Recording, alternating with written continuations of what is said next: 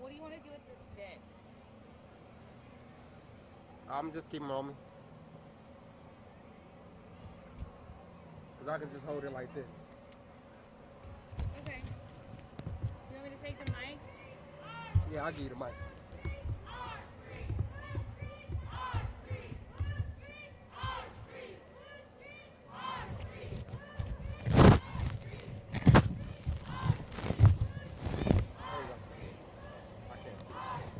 Oh, thank you.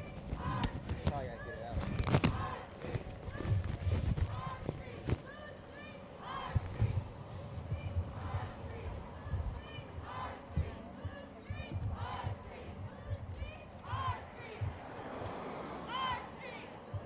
Okay, hey.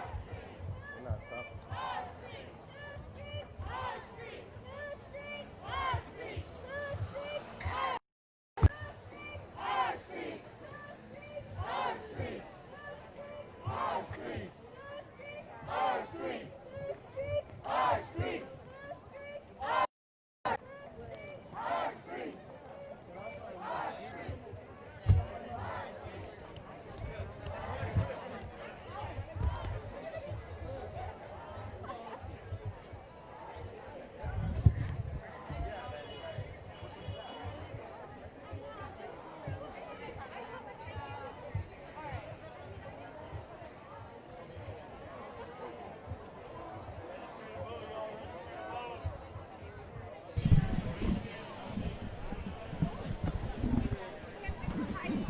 Whoa, there's a lot of people over here.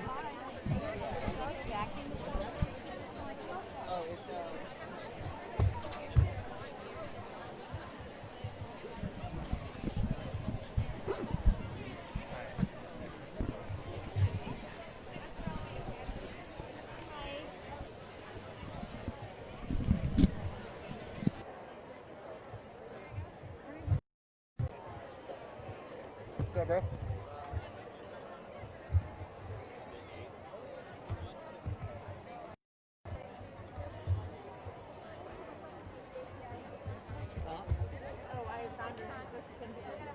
Hey.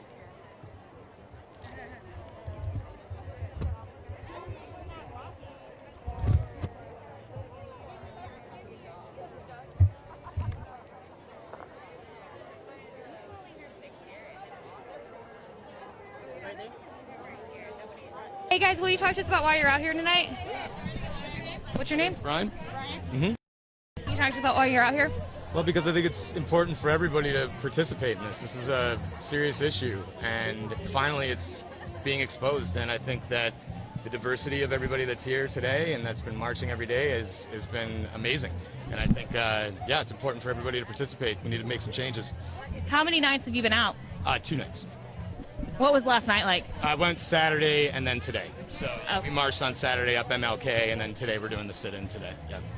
What do you think about the sit-in? I mean, they're calling it a day of rest, and what's it like out here? I think it's, well, I mean, we've only been here for a little bit, so it's definitely a different vibe from when everybody was kind of getting ready to mobilize, at from 6 to 7, and now, everybody's kind of get a little bit more hunkered down, and it's a little bit more of a relaxed vibe than there was, on Saturday, so, yeah.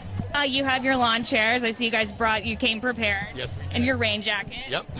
Okay, what do you think about yesterday's news about the new police chief? I actually don't know much about that, so I wouldn't be able to answer that question informatively. Did you hear anything about Ted Wheeler's reforms today that he announced?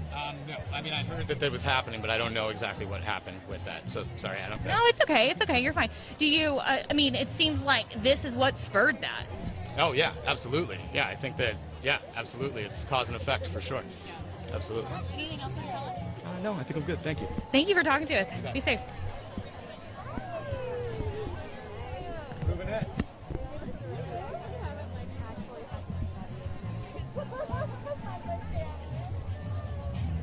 A lot of people brought lawn chairs. Very smart. So you're not sitting in the mud. Because it's muddy in some areas from all the rain. So again, if you're just joining us on the web, this is kind of a sit-in tonight here at 13th and Stark. This is the group that typically marches to the Justice Center every night. Well, different places. It's been different places every night. But They are calling this a day of rest. They're just going to gather, listen to speakers, just kind of hang out, get to know each other.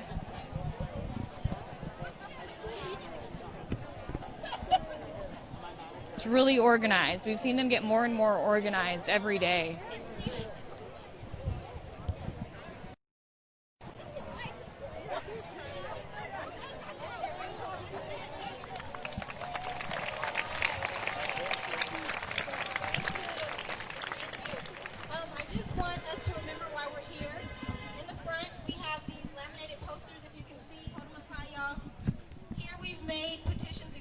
For you to be able to sign. All you have to do is scan the QR code that's right there with your phone camera, and it will send you directly to the petition. And also, this poster here, we've made information available to you, accessible to you. So please use your phone cameras, sign those petitions, get the information. Let's not forget why we're here. We need to affect systematic change, okay? Let's use our voice. Thank you. Okay, that young lady was just talking about signing a petition. I don't know anything about that petition. It's the first time I've heard about it, so we'll have to go up there and ask them what that's about. But you can see where they're going up to scan that code right there, and then it takes them to the link to sign the petition. So again, more and more organized. Very curious about this man right here in his jacket. How you guys doing today? How your legs feeling after the long walk? You know, we took a freeway yesterday. About to start. So, in honor of that monumentous accomplishment, we wanted to make sure that you guys knew that you were appreciated, that this is not in vain. We wanted to make sure that you guys got a day of rest. We still wanted to occupy this space. But we didn't want you guys to have to march all over the place today. We want you to relax. We got a few messages for you guys today, some speakers. We want to lay out some more of our agendas, our policies. But today we want you guys to rest and just prepare for what's ahead, because there is a lot ahead. We have a lot coming for you guys. Our different organizations have aligned and are now more focused than ever. So I just want you guys to know that we appreciate you so much, all the vendors that come out day after day. If you guys could give them a round of applause. I mean, their efforts, we can't overstate their efforts. You know, they're out here working for free, donating medical equipment. You know, this is a village now, this is a family. One thing that I realized being here as a part of this protest, as a part of this organization, is I never really knew what it felt like to have a community take care of me. So, I mean, I don't know about you guys if you feel that way, but right now I feel like my community is actually taking care of me. People are bringing us groceries, people are keeping us healthy. So, remember this feeling, and remember that the police never instilled this feeling in us. That was never their job. It was always us. It was always the people. So when you look to your left and your right at the people that you don't know, but who would help you off of the ground and pour water in your eyes and get you to safety, like, remember that. It's not about the police. We will still be good humans if they are or not here. We will still have each other's back. Enjoy this day. And just use this day to take in the reality of our situation, you know? Just realize what you're a part of and what's to come. I graduated We have just started and we have a long ways to go. I want you guys to always remember people like the civil rights movement. We are different than them. We are just on a different part of the time frame right now. All right? So just keep that in mind. It's a long run. It's a long marathon. And when we get there, you guys have to stay focused and stay with us. It could be days, it could be weeks. So use this day to regain your energy, get some food, rest, and get your mind right. We really appreciate you guys. Love you.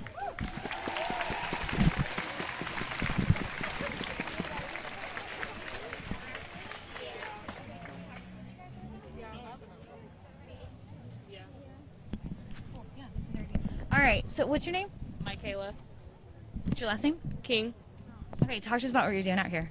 So basically today we all graduated today, so we came. Congratulations. Thank you. So we just all came down here to show our support and solidarity and just be together today. So, I love that you're wearing your gowns. Where did you graduate from? Jefferson. Awesome, okay. Have you guys been out following this every night? No, not every night, but we've been out here a couple nights, so it's been cool. Yeah. Can you kind of describe for me what you're seeing? I don't know, just a lot of unity. Like, I've never seen anything like this before, so it's always nice to just see stuff like this and see how many people support us and are with us. So it's really nice to see that. All right, so what's next after graduation? For me, or for, oh, I will be in Atlanta to become a nurse. That's awesome. So you're going to school out in Atlanta? Yes. Good for you. Congratulations. All right, well, you guys enjoy. Anything else you want to talk about? No, not really. Well, we're glad you guys came out. I love that you're donning your robes. That's awesome. Yeah. Go demos. Bye, guys. Have fun. Are you from the same school or different school? So those are some graduates from Jefferson High School. They graduated today.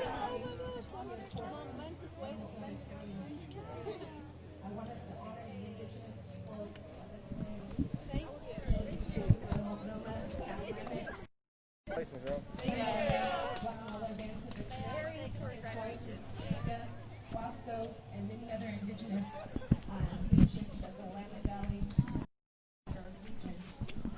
It's important for us to acknowledge the ancestors.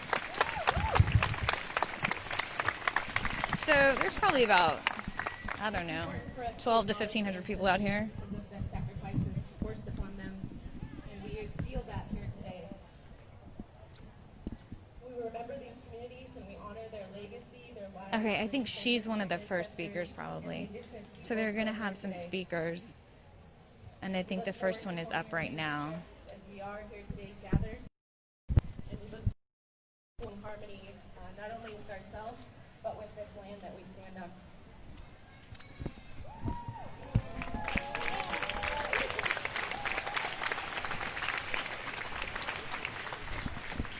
Last night I had to share, I had a chance to share up on Alberta Street that it's from a place of deep love and power as Indigenous people that we share in solidarity with Black liberation and Black power. With strong hearts and minds and actions, and uplift our lives, not in the coming weeks, but forever.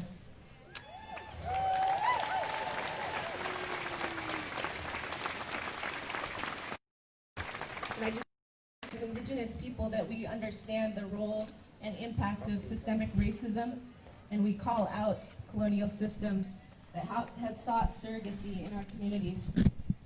It's with pride that we seek change in the ways that we are doing here today. Racial injustice and violence in our communities impact these systems is the work that we need to do in critical mass and collective expertise.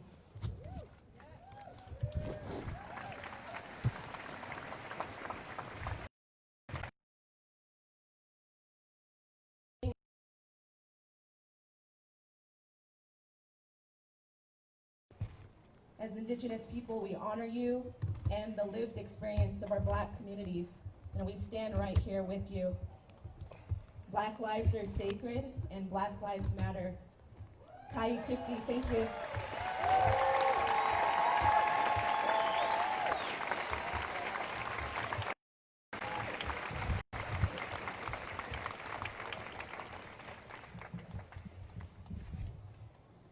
How's everyone doing today? Wow, I can hear myself a lot better, which means I think you guys can, so let's give it up for the sound crew, because they're getting better every day too. We started with like a megaphone and one of those rolling speakers that someone just happened to bring. Wow, and now I can actually talk to you guys and everyone can hear the message, and that's beautiful. And we want to thank Revolution Hall for the power and the space they've been providing. They got us the porta potties. They've worked with us on a couple of other avenues. And we just appreciate collaboration from the business partners of Portland, who are struggling a lot due to the pandemic we're experiencing. So remember to support local if you still can. Because Portland is built on local business. I think it's something like, it's above 80%.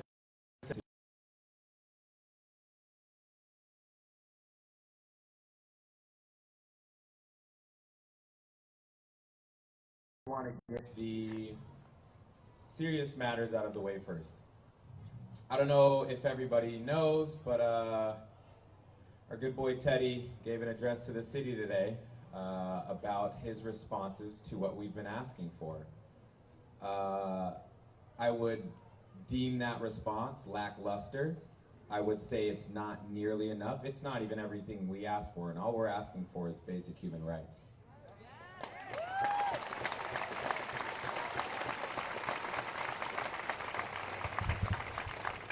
You know, I think somebody said, I heard when I was walking around, somebody said, I've never heard somebody talk for 10 minutes and not say anything.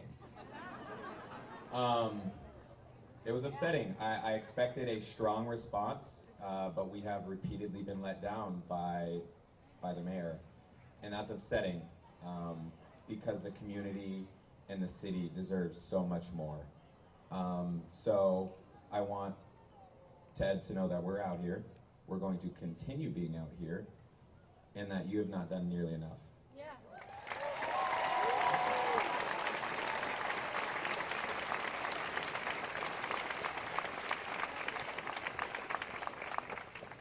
So I just wanted to address that. I came out of the building a little late, so I don't know what else has been said to you. I'm happy that everybody's here.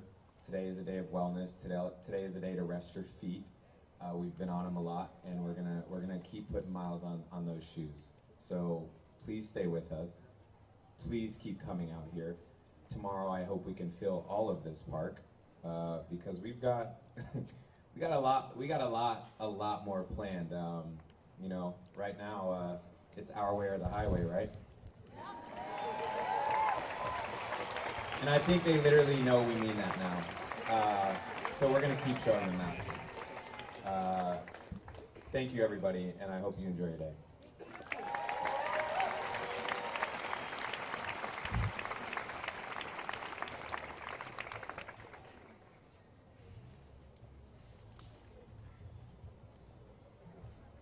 Hi guys, how's everyone doing tonight? Good? Great. Amazing. I'm going to keep it short and sweet. I'm just here to give everyone out here a warning. First, I want to say thank you for being out here with us, but I also want to make you guys aware that being out here is also putting your life on the line. We have gotten a number of reports of people who are going into the hospital because we are in a pandemic right now, okay? We are all around each other. There is a disease going around. We've had reports of people going into the hospital wanting to be tested for COVID, and then health officials calling the police on them and getting them arrested. So, with that being said, if you are here, if you feel sick, if you want to go to the hospital and get yourself tested for anything, please do not mention that you are a protester, okay? There has also been a fear of insurance companies taking away your health insurance because you are a protester. Let me make it very clear. They cannot do this. They cannot do that. Health insurance is something that everyone pays for. It is a basic right. So, if you do go into a hospital, please be very, very wary, okay? You cannot trust everyone, even if they are here to help save you, okay? So just keep that in mind while you're out here. Be safe, wear your masks, and just be careful who you trust, okay? Okay. Can I hear okay? Okay? Okay. I want to keep everyone safe and out of jail. Thank you.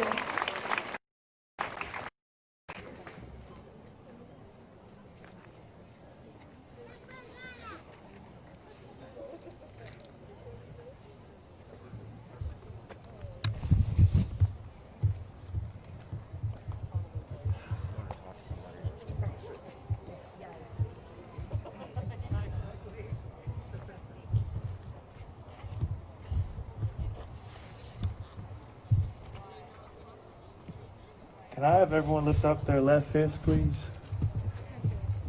You feeling cold? I was going to ask you.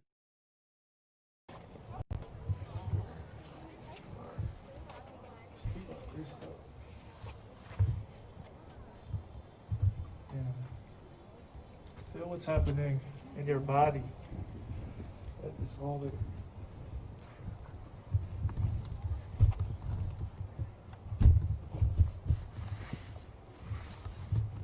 Focus on what's happening in your body and what this fist represents to you.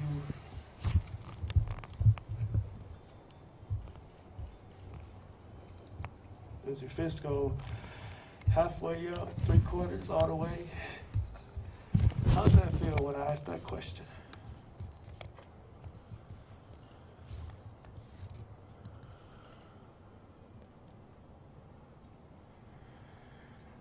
I'm gonna say a few phrases. I'm just gonna ask you to repeat after me. Y'all know about that shit. Y'all know about that. We all know about that shit.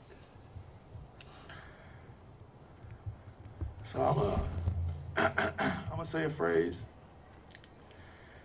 and then I'm gonna invite y'all to, after you say the phrase, to feel how your body feels after that phrase.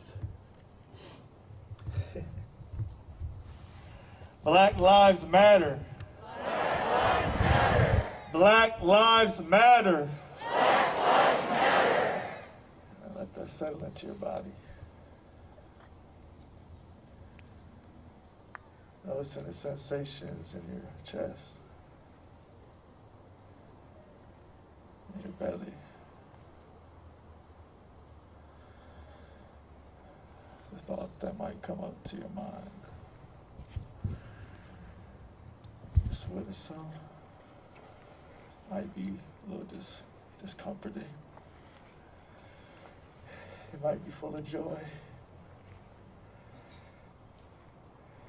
Might bring you some peace. This whole process might feel like it's disturbing your peace.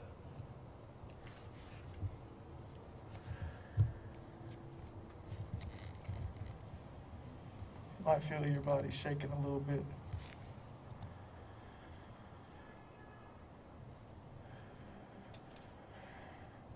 I'm going to say another phrase and I'm going to ask the same thing. Reflection. Just see how it feels in your body. Defund and abolish the police.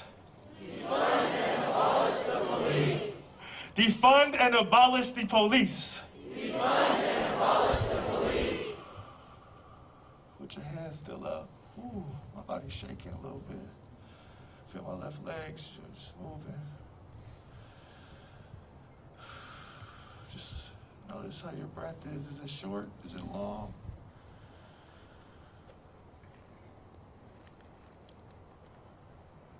How's your belly feel? Is it tight? Is it contracting? Is it releasing?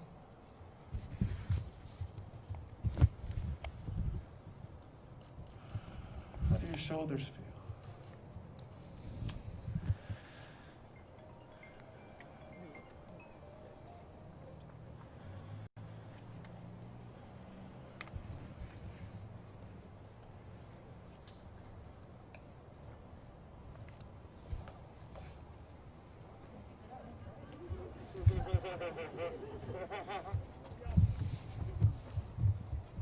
Can everyone take a deep breath? In, hold, out, hold.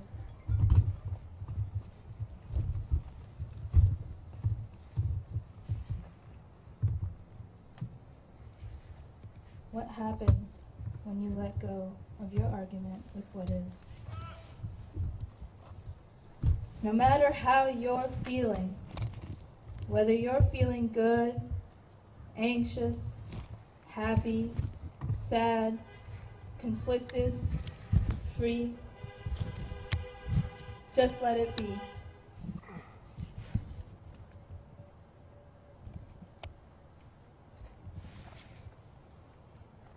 This is an invitation to just be. To be that consciousness and to act from it.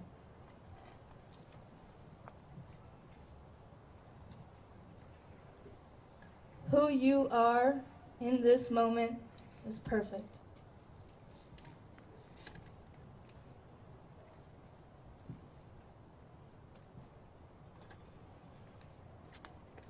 You need not be at war with yourself.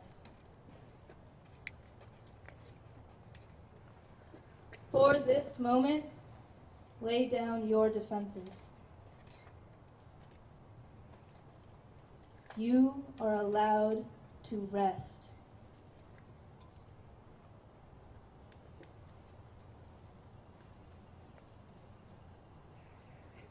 Your rest is a revolution in itself.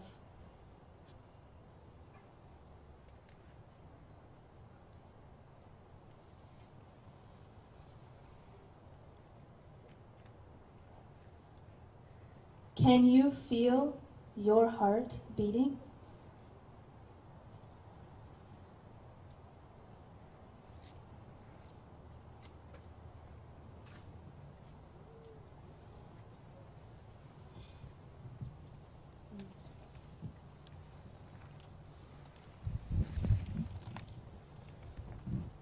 Y'all feel your arms still up? Feel tired, don't it? Feels like it's been working hard. And we just keeping our hands up. But today's a day of rest. So in this moment, we can put our arms down.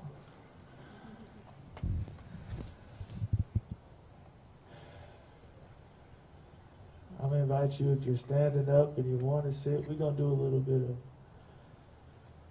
being in touch with our breath. I'm going to sit down. That's how I do it personally. I'll speak up. Thank you. Thank you for that. I appreciate you.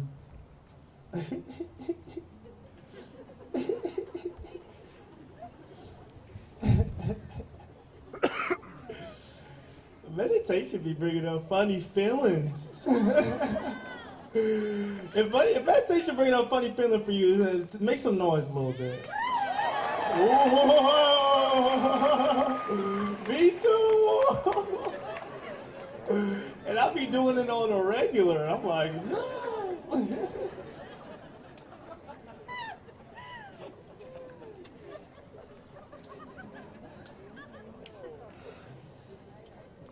We can let that happen. We can feel weird. Weird. Woo-woo-wee. That's what the Portland woo-woo-wee.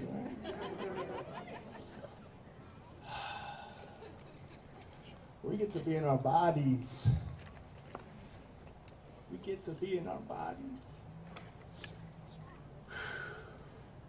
So I'm just going to invite us all to pay attention to our breath.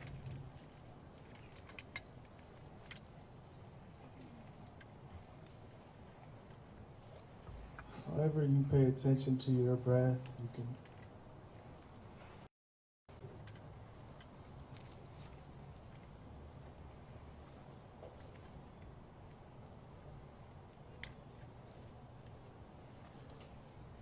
one way I like to pay attention to my breath is through my nose.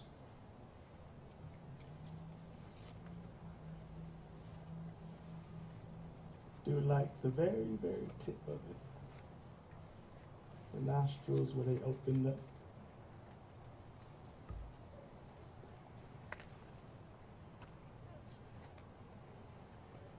As I inhale, I feel a cool sensation. And as I exhale, I feel a little bit of warmth. And I beckon that if you can't hear me as I continue on, to keep letting me know. Because I appreciate y'all.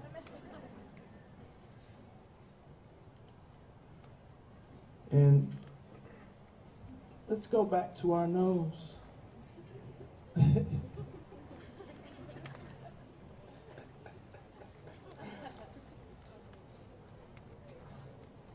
Thoughts and distractions, noises and thoughts might pass through, and that's okay.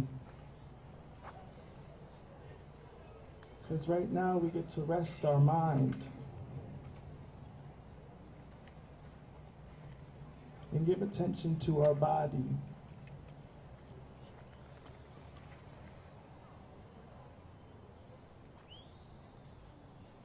As we're breathing through our nose, We may feel other sensations in our body. That's okay. There's lots going on in our bodies. Our experiences are stored in our bodies.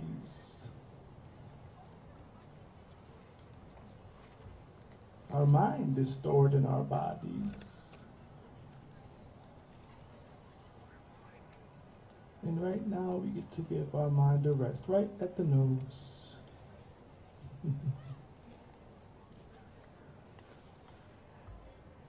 Just giving attention to our breath.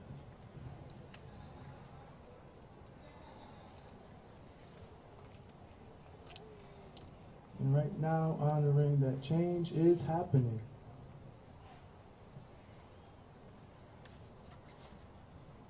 And we can still pay attention to our breath.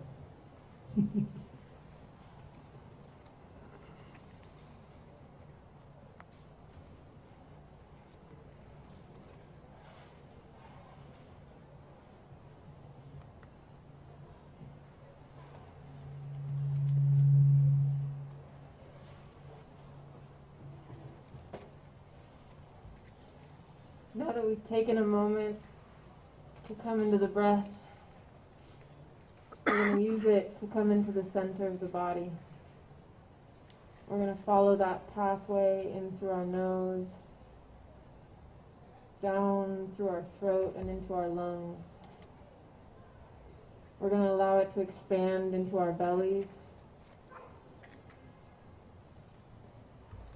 And as we exhale, we're going to feel all that energy moving up through the tops of our heads and out into the universe. We're going to follow that energy into the midline of the body, that center channel, that root in through the pelvis, that top of the head. We're going to see if we can get a little bit taller, a little bit more in touch with that calm moment that everything circles around, that calm moment in the body, that calm moment in the mind, that moment that is our birthright, to feel that unity, to feel that calm. Feel it collecting in the center of the body. The center will be different for everyone. In an ever-expanding universe, the center can be anywhere, and right now we are the center. We are existing in these bodies. Wherever that center is, whether it be in your pelvis, in your heart, in your head, for a moment, allow all of your energy to settle into this center. What does it feel like to invite yourself for a moment to come in? The change starts at the center of our being, at the center of our intention. And what color is it? What texture is it? How does it taste? What does it smell like? It's yours. And it's ours. And if we can take a moment to know how we come together in this centering, we can feel that change. I want to invite us to all feel a vibration in the body. All take a hum.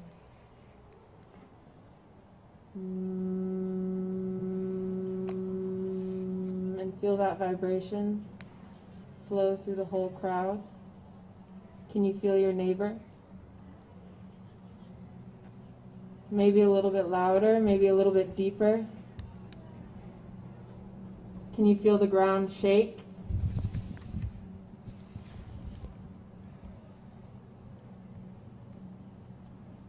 Do you think they can hear us? Let's get a little bit deeper.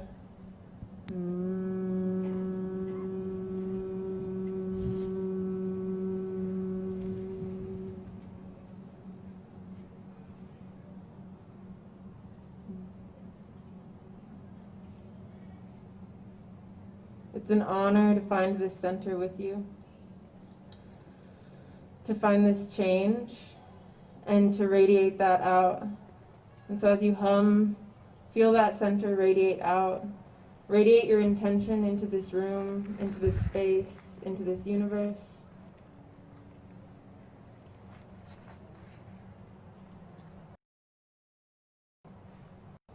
And we can come back into the silence.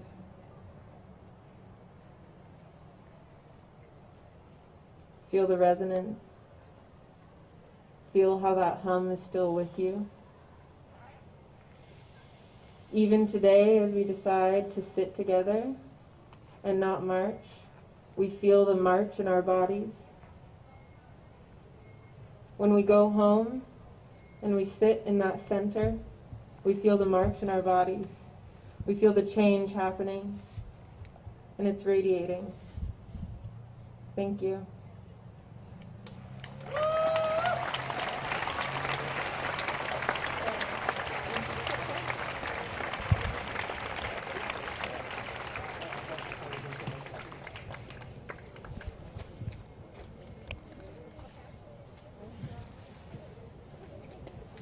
All right, I do want to say one thing, though. Is that all right with y'all?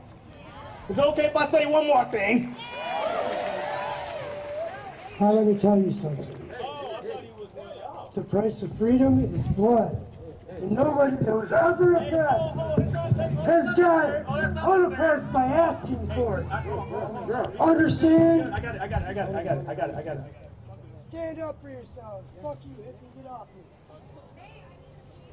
I've asked every single one of you for help before, and you've all turned your fucking backs on me. Fuck off. Price of freedom is blood. Hey, how y'all doing? I said, how y'all doing?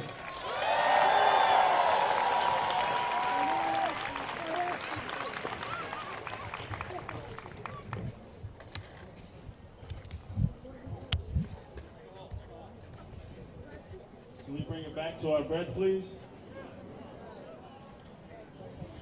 And so why we're here?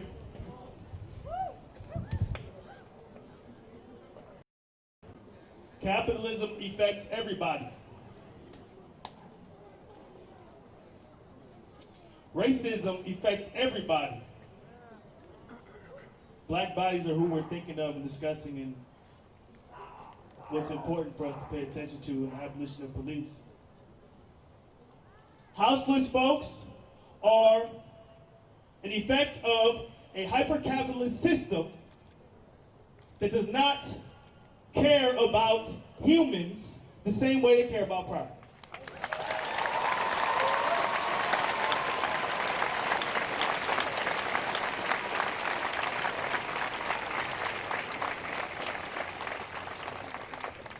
Brother that just came here was expressing his hurt at not being witnessed and not being seen.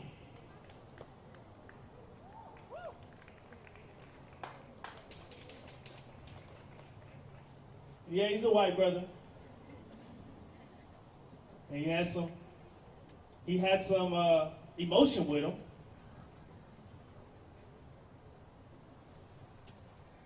And it's an effect of the hyper-capitalist, patriarchal, they call it the racial colonial system, right? It's a system of capitalism that's supported by this illusion of white supremacy.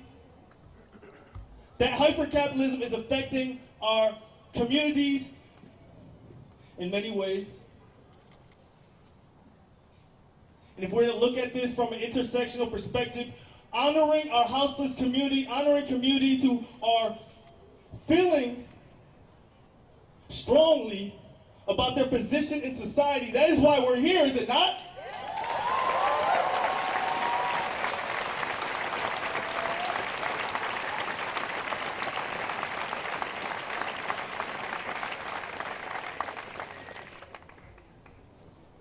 I'll be meditating, yeah. So?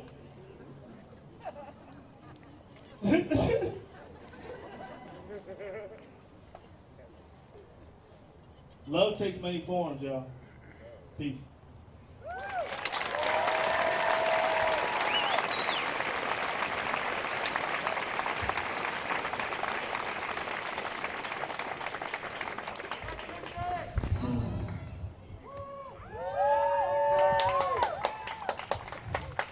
Hi guys. My name is Kinsey. I'm feeling a lot right now.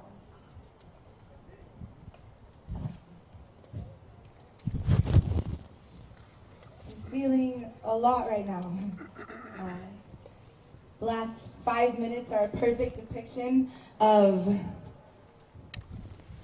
the emotional roller coaster that has been the last 10 days of my life. In one moment, I feel more empowered, more embodied than I have ever felt before.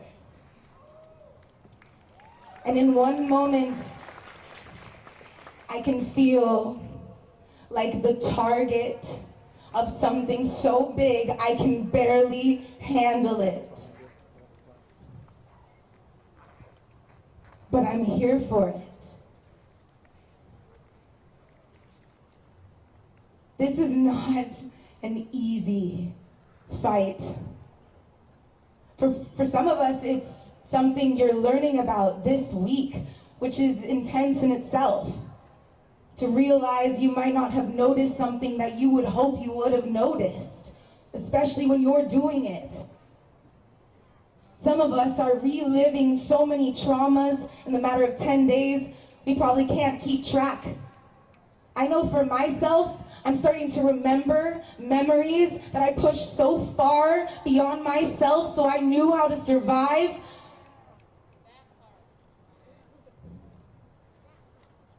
But I'm here for it.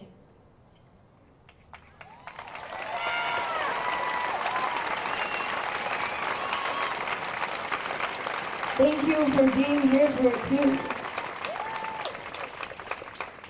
The ups, the downs, the deficits. Thank you. For some of you who have been in the space where I've gotten to speak a bit this week, you might have started to learn a little bit about me, which is exciting because I feel like every other situation in my life, I went around feeling like no one actually knew about me and no one had the capacity to even understand what it is that makes me up. Thank you for letting me share that load for the first time in my life, that trauma, where I don't have to feel as though I have to experience this experience all by myself.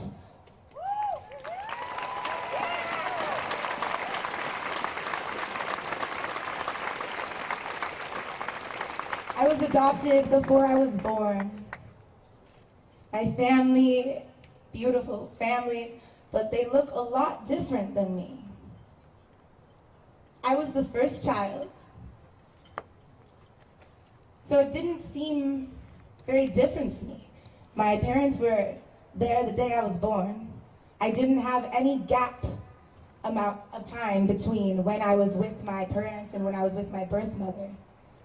There was no gap. And so as a human, just a human being, I didn't notice the differences. And if I did notice the differences, it didn't feel like a deficit. It took me a long time, I remember, longer than I would really expect, to start noticing the differences between me and my parents. It was beside the point. I think it was about 12 years old when someone at school first labeled me black. I had no idea what that meant.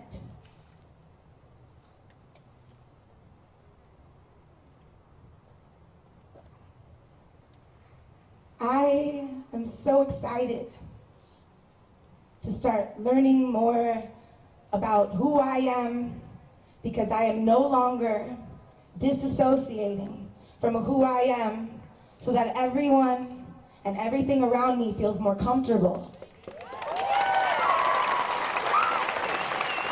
Because it's not comfortable And that whole time, my whole life, I wasn't comfortable. And I was taking that on all by myself. So thank you for allowing me to share that weight.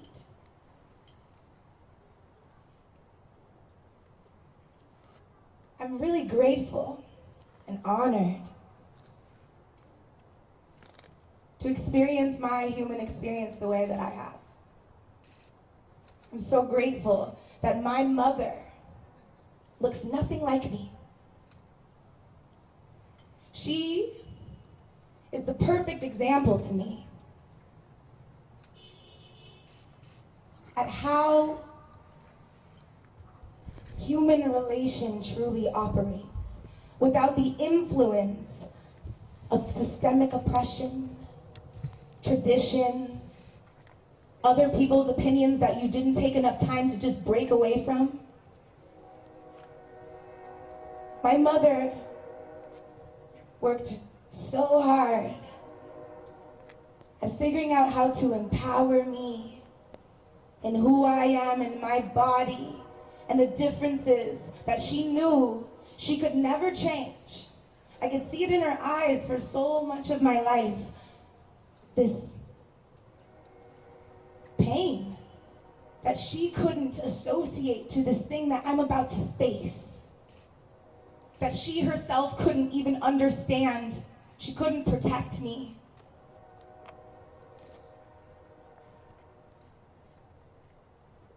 This whole thing is extremely traumatic. And each of us are going to embody that trauma very differently. Some of us are embodying that trauma right now in a very extreme form, where PTSD is affecting us. And I honor that. And the things that are coming out of us, the anger, the pain, the emotions that aren't that pretty and we don't really want to share them or put them on other people, I honor those. And I also honor my experience where I was given this human life surrounded by people that didn't look like me for my entire life. I was one of the only humans of color growing up in my entire little tiny town. This has been my whole existence. And so I have figured out tools for myself on how to relate and genuinely connect with creatures that don't look like me. I've done a lot of work in doing that. And so I'm not here to tell you this is all your fault. What have you been doing this whole time? I'm here to say thank you for showing up. And I hope that you will support me in supporting you with gaining tools on how to effectively support and help and liberate humans that may have completely opposite experiences than yourself. Because I've been doing it my whole life. And I'm ready for you to join me.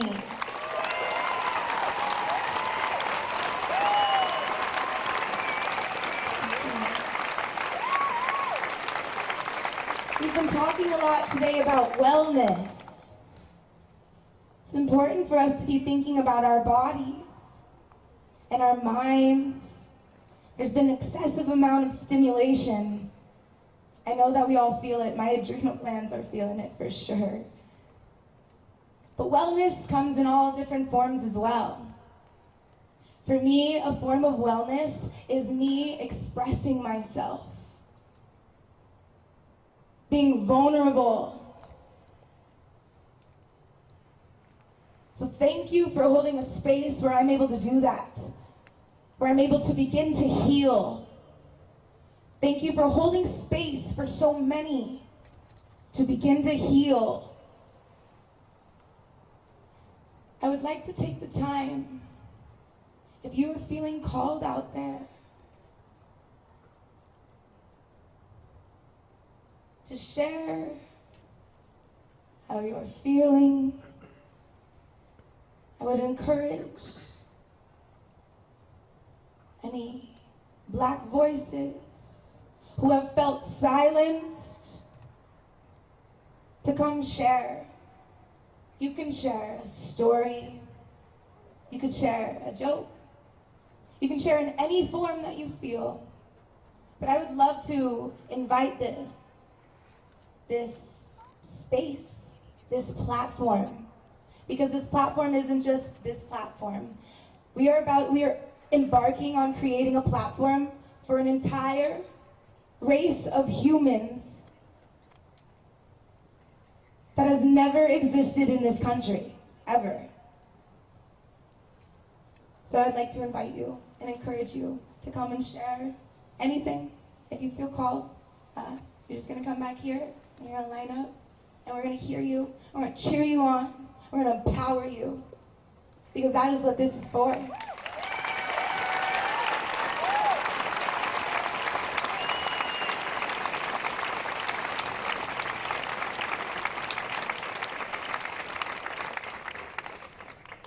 Consider it an open mic, so literally any form, anything. I hope to see some faces come line up by this pole. All right? I want to hear those Black voices. I want to hear them. How many of you people want to hear these Black voices?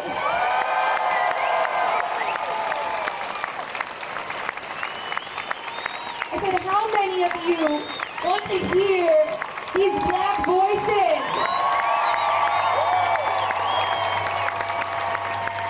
Do you hear that? That's for you guys. Do you hear that?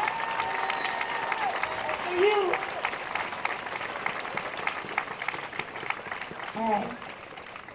Well, I'm going to pass this off to my sweet girl, Stevie, who's going to start us off with this. So hold some space. Open your heart. Take some notes. Thank you.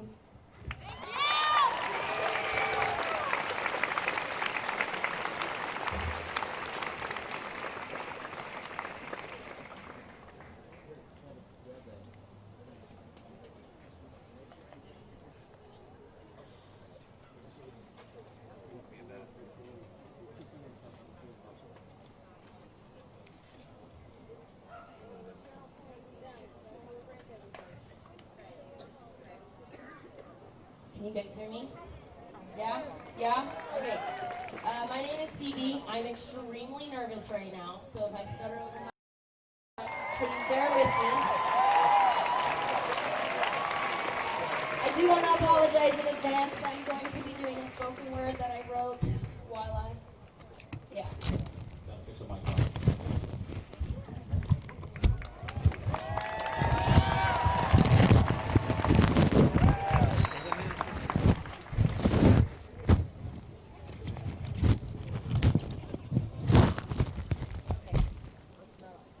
Okay, now it's on.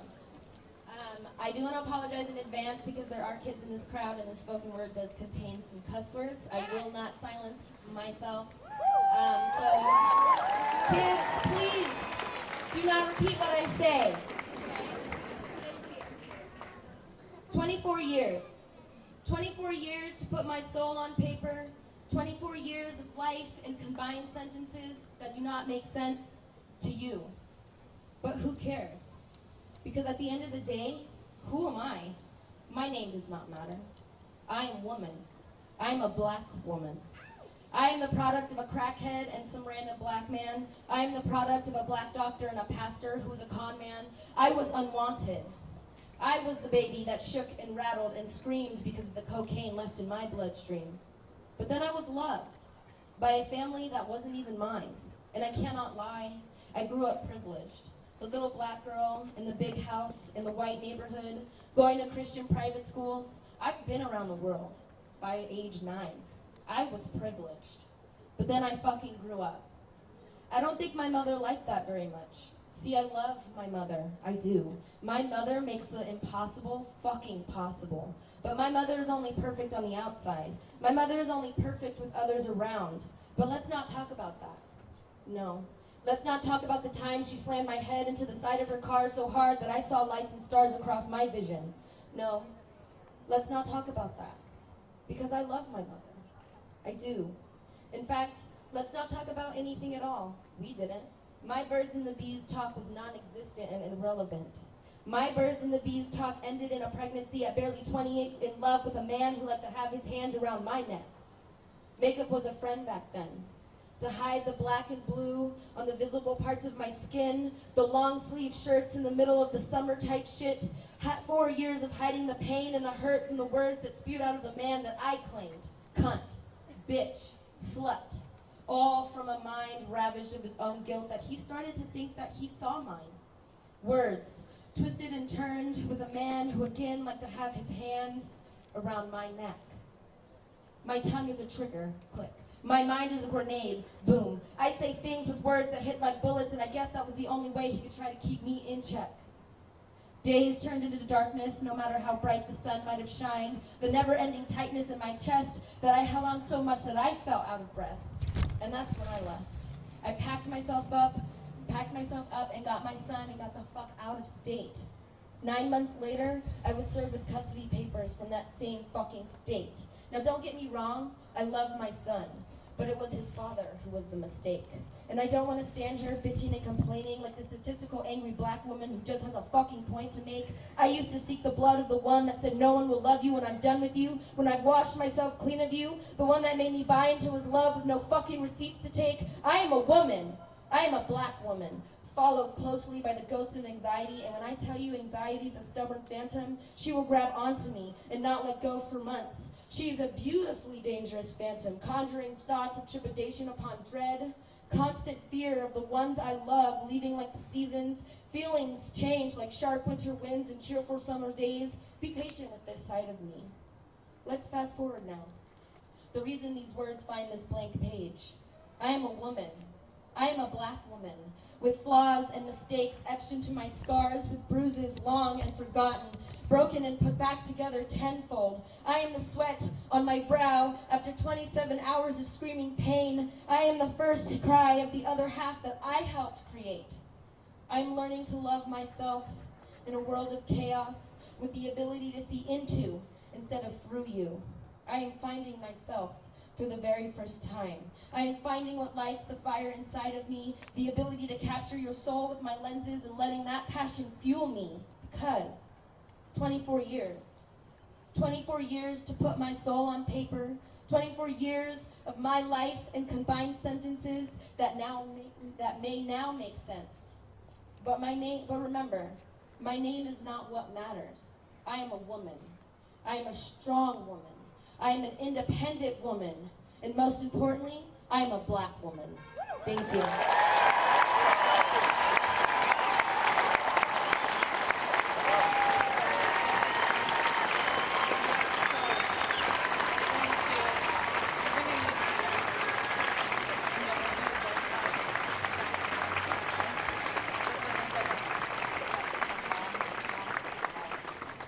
This is very daunting for me because I'm not a public speaker, but I just want to say that I grew up here in Portland, and I saw black families be replaced with Black Lives Matter signs.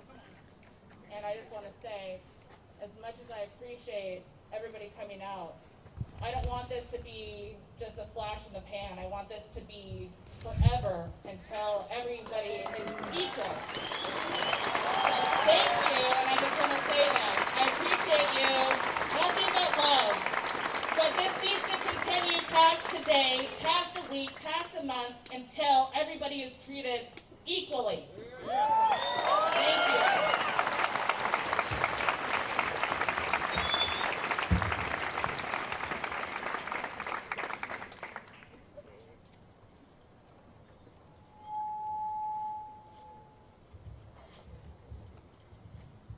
Hello, I'm Mel. Can you guys hear me in the back where the fences are before we start? Awesome. Again, not a public speaker. My words are my own. I just wanted to talk to you guys today and have a conversation. So I also agree that the words and the emails I received from Mayor Ted Wheeler today or yesterday were very disappointing. The words from the county chair, Deborah Coffrey, also very disappointing. I just feel like somehow we are getting misconstrued. I think some people think we're out here for fun. Are we out here for fun? No. They need to realize that. It's a fucking pandemic. We are not out here for fun.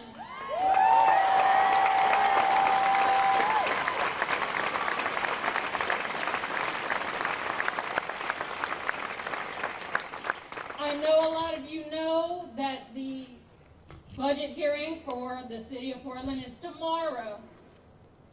That is very important. They need to be held accountable and do what we say, because who runs the streets? They are paid elected officials. Their work is to support the people. They run nothing. We run everything.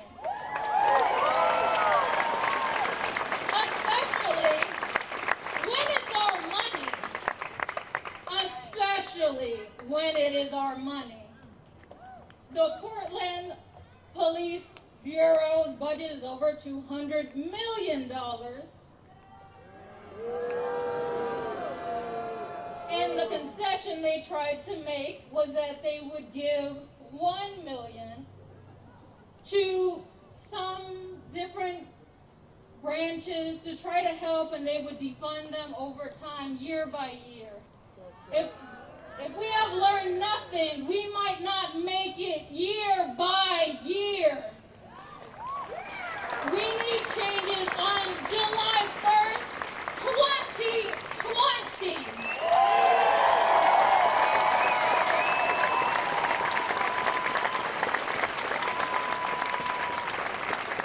That means some people need to get to work. That means we need to get to work. That means you do need to call and email your officials. I know I live in Multnomah County, but I work in Hillsborough in Washington County. Where are they at? The suburbs will not save you. They need to understand what we already understand. This is not a game. This is for our lives. So the people, the white folks, the Asians, all up in Hillsborough, where are they at? They need to come here. They need to go outside and see what we're talking about.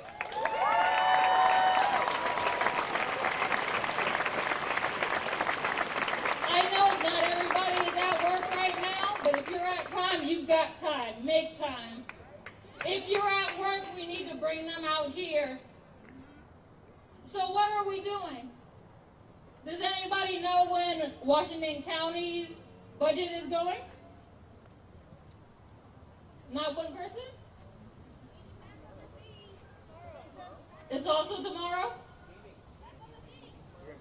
Depends on, okay. So we'll see. Also note that on the 23rd is when Multnomah County votes on a budget. So we have homework.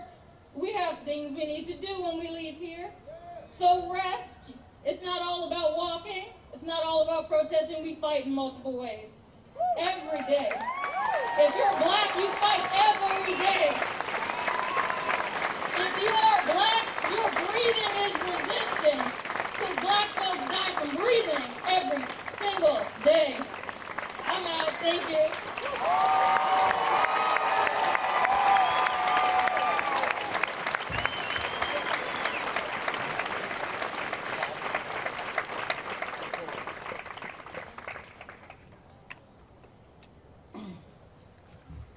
Hello, everybody. So I've been going around and trying to get some black folks to come up and say some things. And I know it's nerve-wracking, but let me tell you, as an autistic black man, I used to always be silent. I was silent when my white teacher decided to sit on POC students to make them shut up. And he was over 300 pounds and we were in the second grade. I was silent when my best friend decided, well, my former best friend decided to tell me that he didn't think I was smart enough to get into college and called me the N-word repeatedly. I was silent. I was silent when I got beat up at summer camp by white cabin mates and repeatedly called the N-word. I was silent when I got into middle school and nobody would bat an eye at me or help me and assume that just because I was autistic and stupid that I should never have a voice. I have wasted too many years to be silent.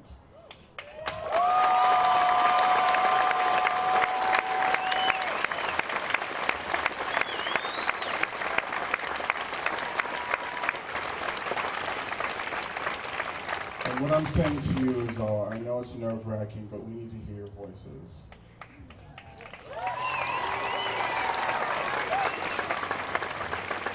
Because let me tell you, the people that I've worked with up here, we didn't know each other until a week ago. Like, we've only known each other for a week, but I feel like I'm close to all of you. Some of us didn't even want to really speak, and now we're public speakers. Hell, I'm a public speaker right now.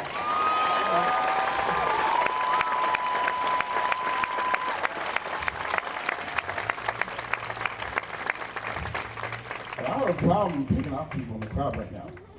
It's like, Portland needs to stop being so passive. So to the brother doing the nay-nay and the glasses, do you want to come up and talk? Yes. Yes. Up here now.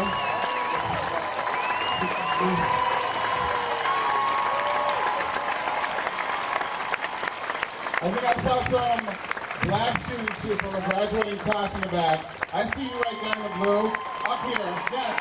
Right there. Come up. I'll keep yelling at you. Come up here. I will stop leading people out. I don't care. That couple in the back right there, I see you. Man on the phone. Oh, yeah. The cameraman right there. Hello. The black man with the camera. I see you. Hey, don't look away at me. I see you. Hey, right there. Woo! Woo! Yeah. Black one. Oh my God. Sorry. Come up here. I'm so stupid. Excuse me. Anyway, yes. Everybody come up here. Because we've been silent for too long. Do not be passive. Get up here and speak. I'm sick of this. This is our time. You right there, sitting. Yes, right there. Get up.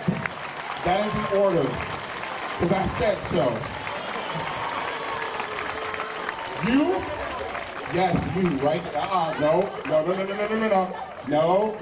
I'm not saying no for an answer. You better come up here. No playing. Would the black cameraman like to come up here? Yes, he would. Yes, he would. I'm going to say no. Get your ass up here. Right now. You know how many are here for you?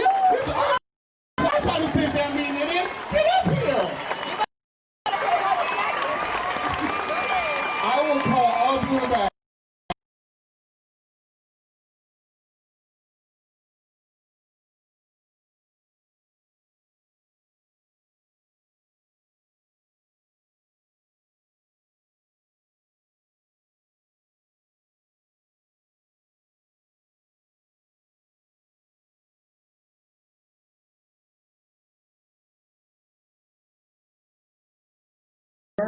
And it's just, I know it's so nerve-wracking to come up here and be a public speaker, but please listen to our stories. We are all here for a reason. We all have stories. Please come up here. I love that poster. Are you coming up to talk, please? I'd love to have you up here. Yes, yeah, I see you. That's my favorite poster. Let's see it. I will call everybody out in the crowd and I will pick you off because this is important to us. So if I have to bring humor into it, I will. But once again, thank you, all of you, for being here. It's important. I will no longer be silent, and neither should any of you. Speak.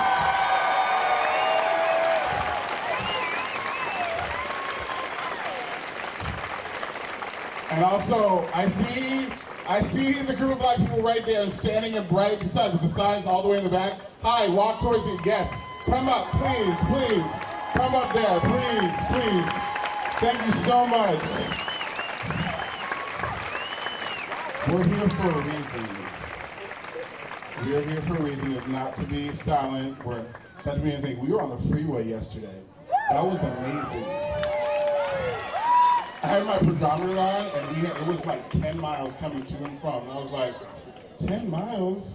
My legs are jelly. But it's worth it. So we're here to stay, and we're not going anywhere. You hear that, media? We are not going anywhere. You hear that, Ted Wheeler? We are not going anywhere. Doesn't matter if your chief of police is black. That is such a scapegoat. We are here. Ted Wheeler, step down. Get this over, man. I'm sorry, you ain't getting my vote. Neither are none of these people. It's over. Stop being passive. Stop using your black scapegoats to get what you want because it's not working. And it's over. I'm sorry. Thank you, everybody.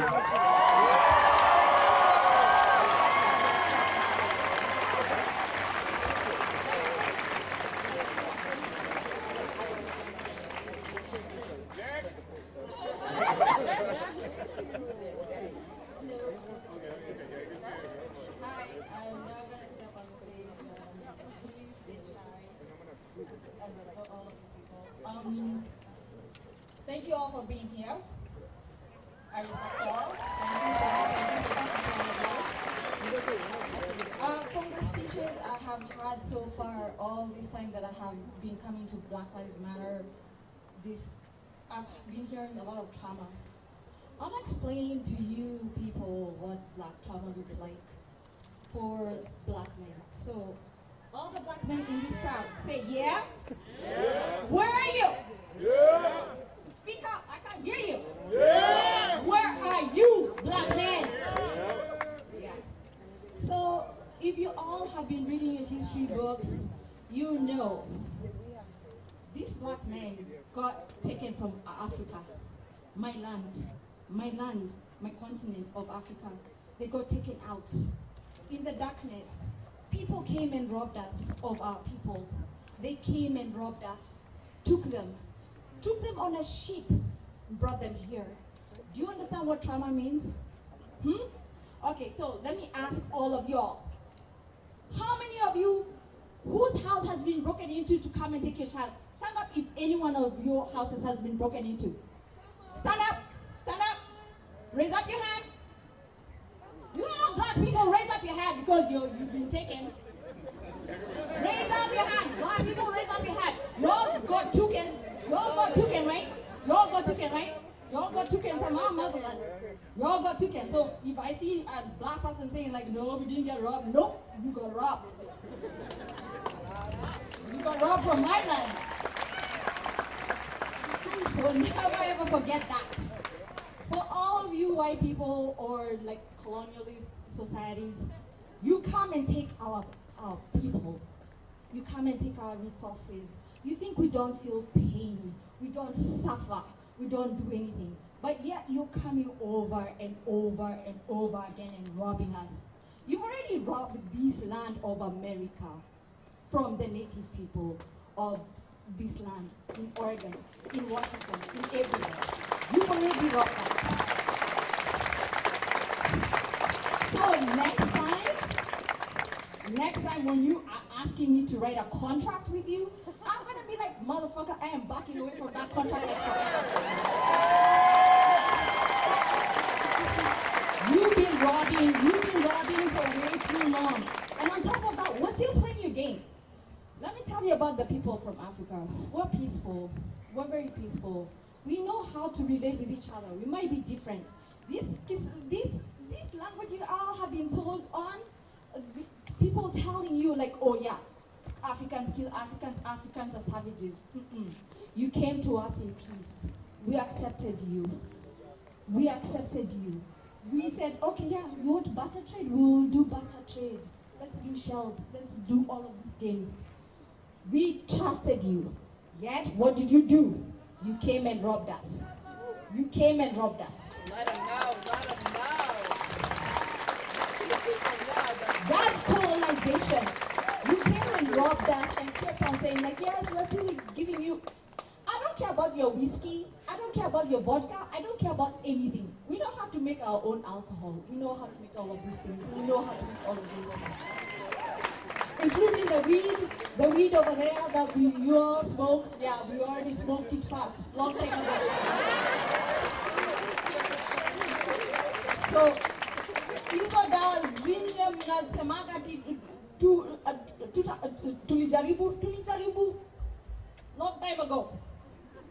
All of those medicines you guys do now today, you rob all of that healing power from us. Okay? So don't forget. But what you do is divide and conquer. You divide and conquer and tell us we're wrong. No, we're not wrong.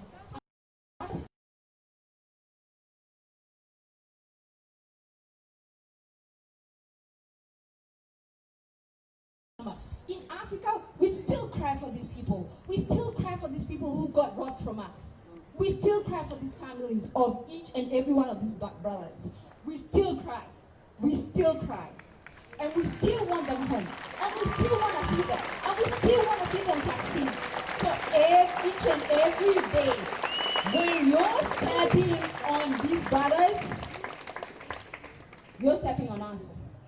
And let me tell you, we're giving you our resources. Once Africa starts saying like, if I call my Kenyans and be like, nope, we're not giving them any more. Yeah, you watch. You ain't gonna be getting any more food. You ain't gonna be getting any more resources. Your phones ain't gonna be working. Nope, because you're what?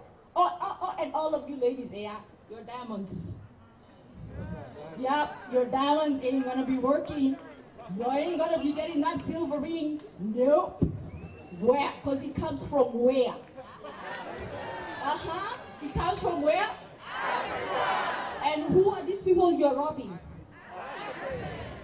Exactly. So, you want to be like all up and all woke?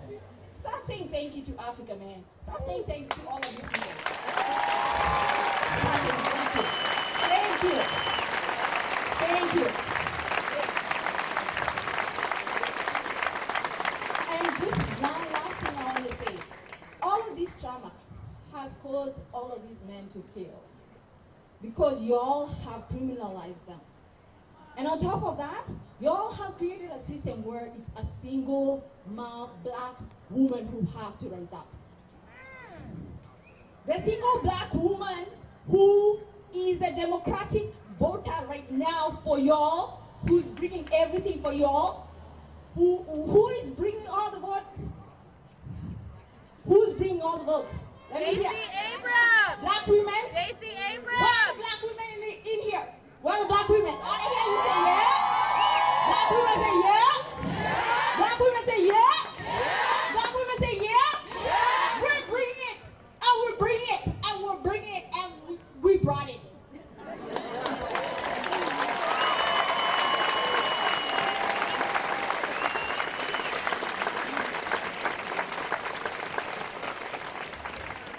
I want to thank you all. I really respect all my black brothers, all the black women in here, all of y'all. Please keep bringing your power. That trauma, yes, we went through trauma, but as Africans, even though despite 100 years of being subjugated, objurgated, or being colonized, we always rise up. Period.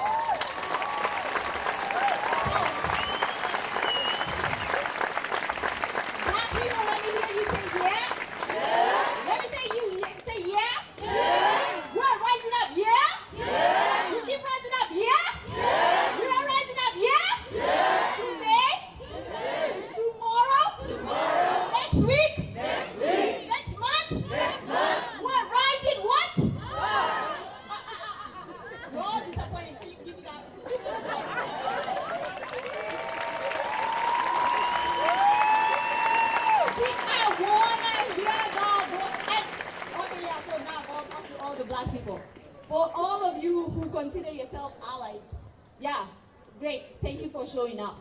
I want you to show up on your votes. I want you to show up on the way you act towards us. I want to hear like some, not what Bill Barr said, like, oh yeah, history is written by conquerors. We are the conquerors because we rise up each and every day. And we do this every day. We slave through every day. We do all of it. So you allies out there, Start saying yeah? I don't hear no allies.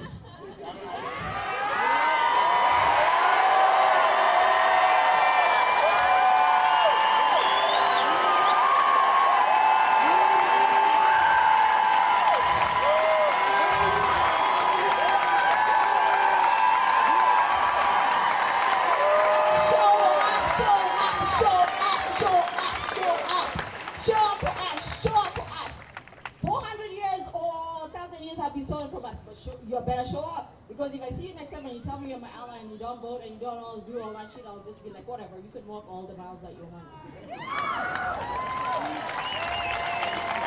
Show up. Brothers say yeah? Brothers say yeah? Brothers represent? Brothers represent? Sisters, where are we? Hello? I say yeah. I say yeah. I say yeah. I say yeah. I say yeah. Thank you.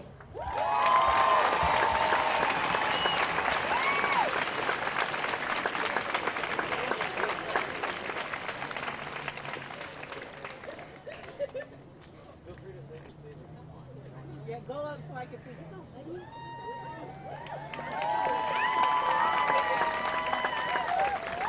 Okay, can y'all hear me? I am fucking blown away right now. I am literally blown away.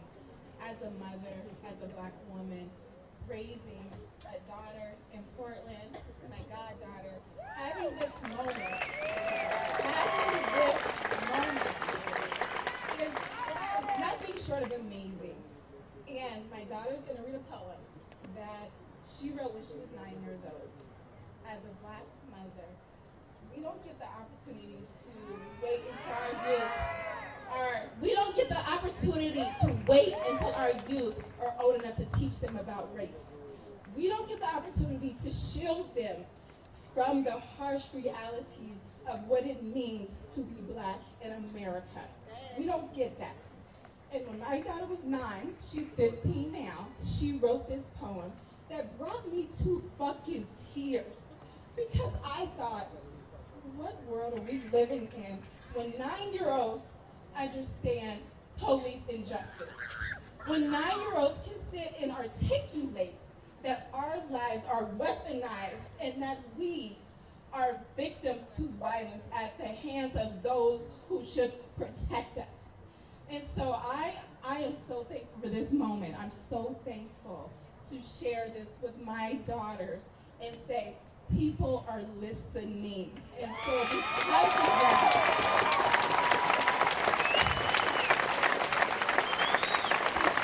that, I wanted them to share their voices, because black women will no longer be silent.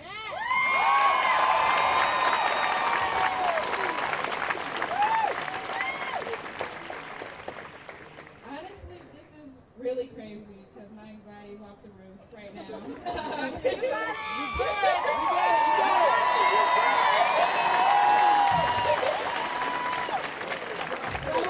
Can you guys hear me? Alright, I'm gonna begin. Okay. Future passages. Women come home to their children on the news. They come home with the blood on the clothes she put on their backs and on their shoes. They come home with bullet holes through those they gave birth to. They come to find their children with ropes on their necks and holes in their backs. Why, oh why have they destroyed her creation? His creation, our creation.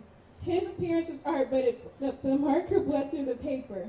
His intelligence was unique, but you tried to make him the same. Though everything about him was perfect, his skin, his hair, why would they destroy the masterpiece she created? She gave him to the world and then spit him back out, with waterfalls in her eyes and fire from her mouth. Every inch that he had grown had not mattered anymore, because the door of his future had closed and the stitching in her heart had torn.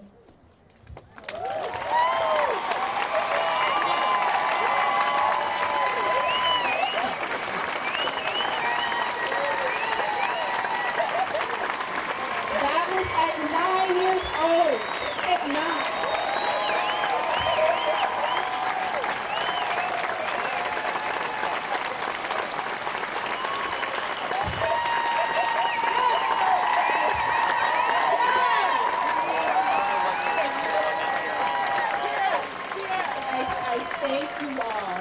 thank you for the stand. I thank you for the applause. I thank you for recognizing that her life matters, my life matters, her life matters, all of our lives matter. Black lives matter.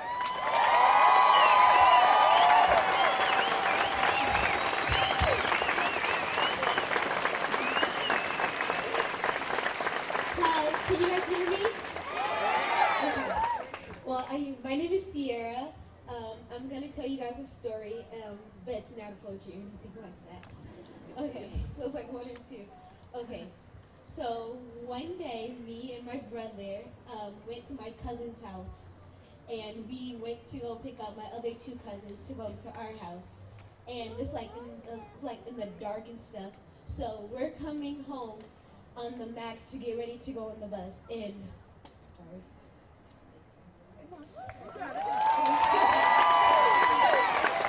And we get stopped by the police and the traffic people. Transit. Okay. Anyway, and so they were getting ready to give us a ticket or send us to jail because of the color of our skin. They didn't even have a full reason why until they asked us this one question. They said, "What school do you go to?"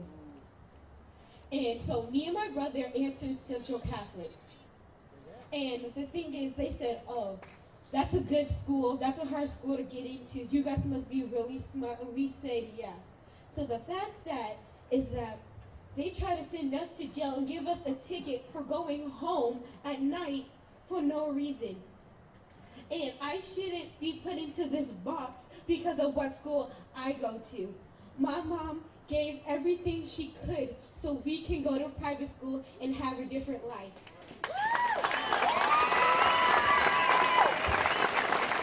My whole life, practically, by other black people, said I have been whitewashed because of what schools I went to. Before I went to Central Catholic, I went to Holy Redeemer. Right around the other school from Ockley Green, they said, "Where's that at?" I said, "Down the street." The fact that they didn't know where it was because they didn't bother to look. And I just want to say, just because of what school I go to, which is surrounded by mostly white people, shouldn't matter. Our school is 7% black, 7% Mexican, 3% other, and the rest is white. Why should it matter what school I go to? Why should I be put into this box as whitewashed because of what school I go to? I'm just trying to get an education like everybody else. It shouldn't matter what school I go to. It shouldn't matter that my tuition is basically $19,000. My mom gave up everything she could so we can have a better life. So we can do the things we can do so we can be better. And no matter what I do, I'm going to be better for my mom, for my father, for my brothers and sisters, and everybody I can. They said, "You can rule the world." Well, I might just do it. Because I know I can. And I can be the person that changes everything and everyone, no matter what. I might not be the smartest, the flawless, the prettiest, or the best thing in the world, but I am who I am. And you guys need to respect that for who I am as a human being. Respect is not given, it is earned. You guys need to learn that. Just because somebody is older than you doesn't mean you should automatically respect them. Show respect, and respect will be given back. And that's on everything. Thank you.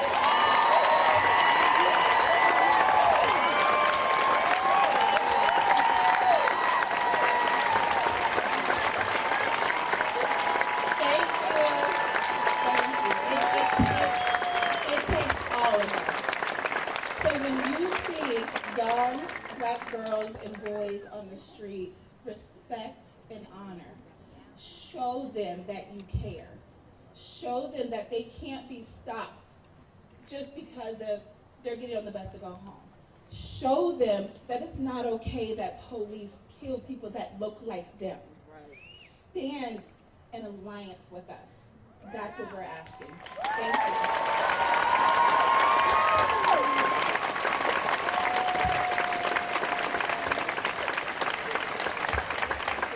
you. Yo, make some noise for that mother right there.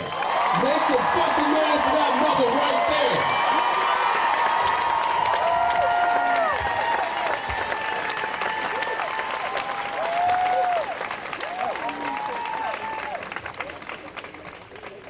So once again, thank you for coming out here. I know the weather is not the greatest, but still we are out here. I just wanted to share a conversation that I actually had with my brother and just the things that it made me think about. So yeah, on June 3rd, I turned 24 years old, and thank you. And I was on the phone with my brother, and in our family, we always do a birthday dinner with the whole family. Everyone comes over, we all get together. But my brother is one of the people putting together these protests. It's Darren. And yeah, give him a round of applause. A round of applause. And he wasn't going to be able to come to my dinner, to the birthday dinner, because he was going to be here. And he was like, you know, I want to be there, but you know, what's happening right now, this movement is bigger than me. And then I said to him, it's also bigger than my birthday. And he stopped me really quick, because he said, it is not bigger than your birthday, because we are doing this so that you can have a birthday, so that you can have a next birthday.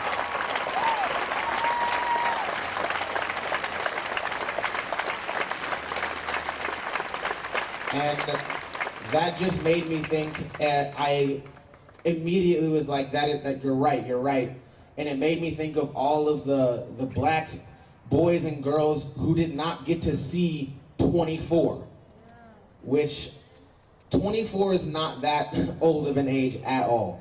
But so many young black women and men have been killed before they can even get to 24. And okay, louder? And I say this to say, if you have a birthday, all of my people of color, if you have a birthday during this protest, during this movement, celebrate it. You need to celebrate it, because that is why we are out here. We are out here so that we can continue to have birthdays and continue to celebrate black life. Thank you very much.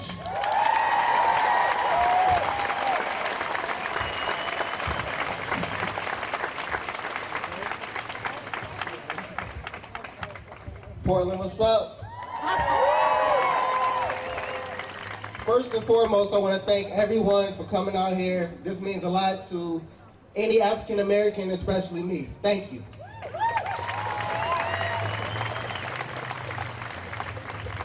So look, my name is Richard Roberson. I'm 27 years old. I've been in Portland for a year now. I'm from Chicago, and I can't tell you how many times I've been racially profiled.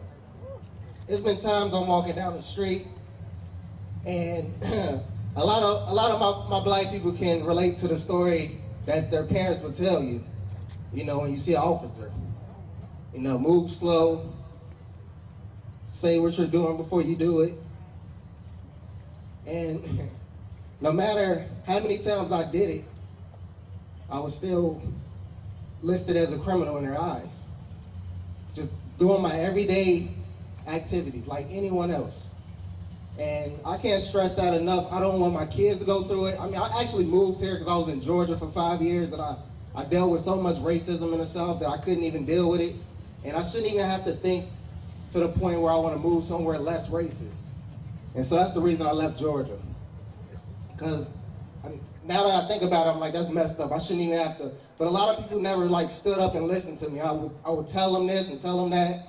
And just to see that everyone's listening to everyone's stories. Because I have multiple stories. I can talk all day about them. But just seeing the unity is hard. It's making me terrible. I never really cried I don't know.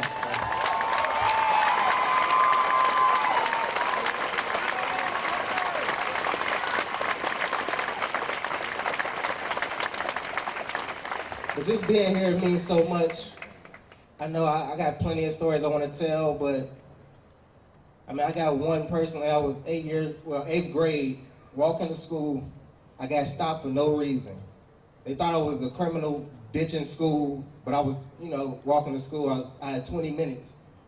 And the officer told me, like, he pat me down, he frisked me, and he told me, well, where's the weed? I know you got weed. I'm like, I'm in 8th grade. I don't have any weed, but he legit tried to plant weed on me. But living in Chicago, I was just listed as a criminal. The crime rate is crazy, so they see a young black male and just automatically think I'm doing something wrong. So I just wanted to tell a little bit of that story. And, you know, as a kid, that breaks your heart. I know I'm not a criminal, but in their eyes, I was always a criminal. And growing up, I was always afraid of the cops. I never thought they would protect me, honestly. So just all the encounters I had, it's sad that I had to think like that as a kid. If I saw a cop, I'll go the other way. I was scared.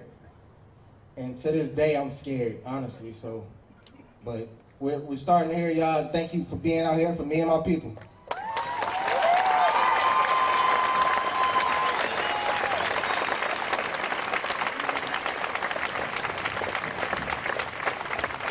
I'm going to interrupt really quick. I know that everyone wants to speak, and we're going to try to get to everyone, but we are on a bit of a time frame. So when you come up here, please limit yourself to a couple of minutes. The next person, okay? Okay, thank you. I don't know why.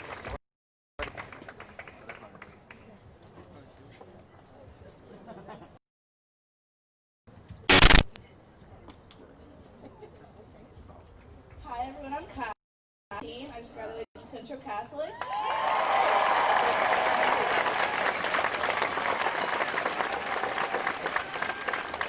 I was the leader of my school's African American Student Union. As Sierra just said, she's like my little sister. We all have gone to the same schools. Central is 7% black, and I've always gone to private Catholic schools most of my life, except for going to Woodlawn Elementary School. So, and just living in Portland in general, the whitest city in America, being a black woman is very hard, extremely hard. Every day I wake up and I have to remember that I'm black, and that's something that I can't get away from. That idea follows me throughout the day. All the time, that's something that I've never been able to get off my mind. Every single thing that I do is because I'm black and I'm a woman. Every single move that I make is because I'm black and I'm a woman. I can't make a move without thinking I'm black and a woman.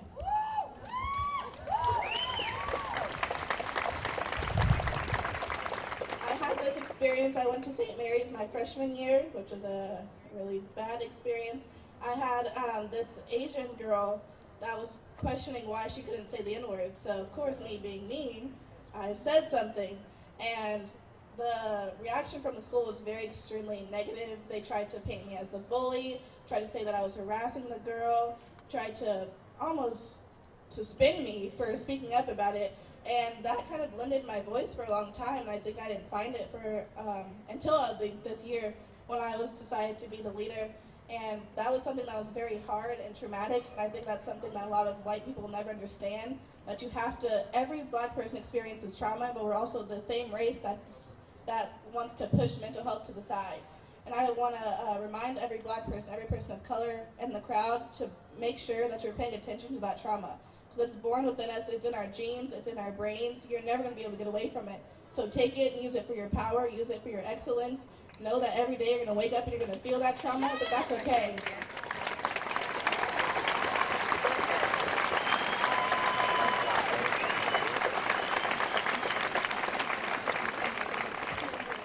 And I'm going to pass it off to since we're on a time crunch. Yeah, I'm going to pass it to Jordan to talk more about our experience.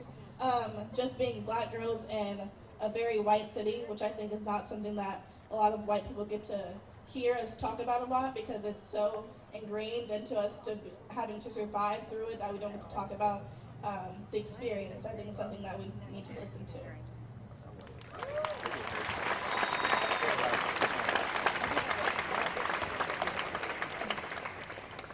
As my sister Kai said, my name is Jordan, and I'm 18, and I'm also a graduate from Central Catholic.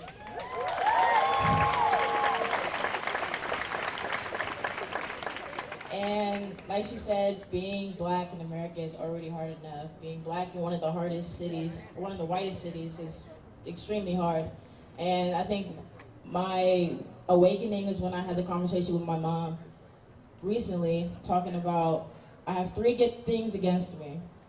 I am black, I am a woman, and I'm also gay.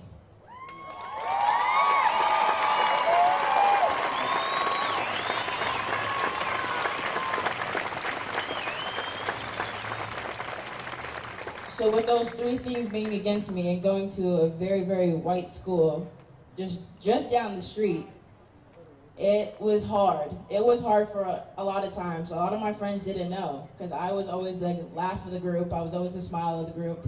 I was always smiling, laughing. You would never know.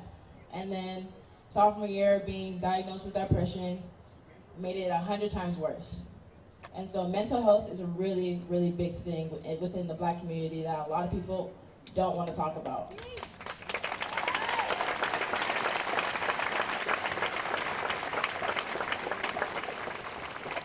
And with that, within itself, it's very hard. And I think this year, I actually opened up a lot to my friends especially. And just being another leader of the ASU council, especially with these 2, it helped a lot. Even though they didn't know they were helping me, they were helping me. And so I feel with that, white people, people of non-color, just check in with your people of color. It can be as simple, how are you doing? It will go a long way, I promise you. It will go a long way.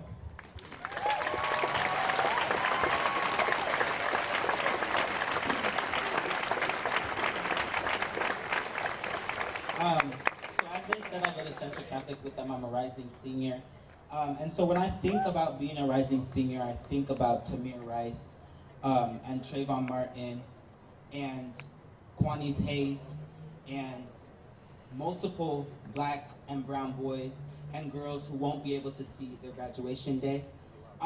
So I'm an avid Twitter user, and I stumbled upon a quote on Twitter that said, "The world is lucky that black people want equality and not revenge."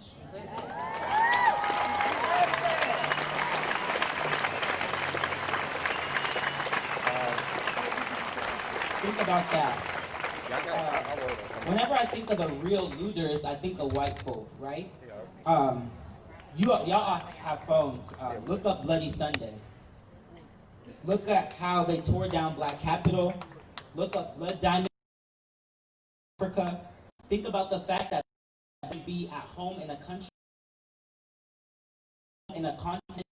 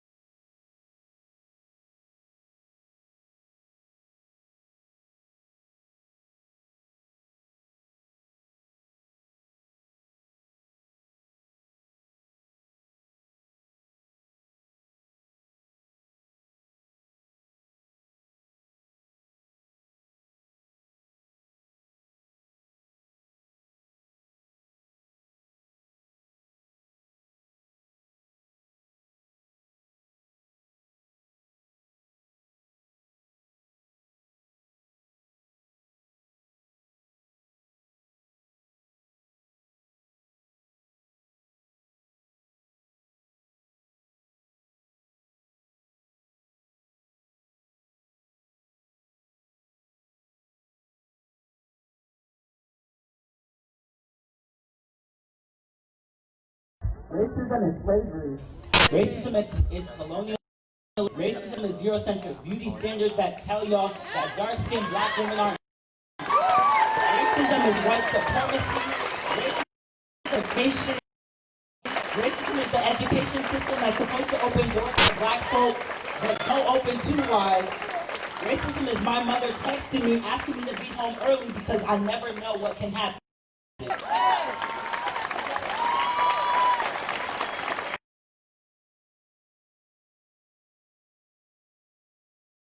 Budget, right? He's trying to put $246.2 million into the Portland Police Bureau.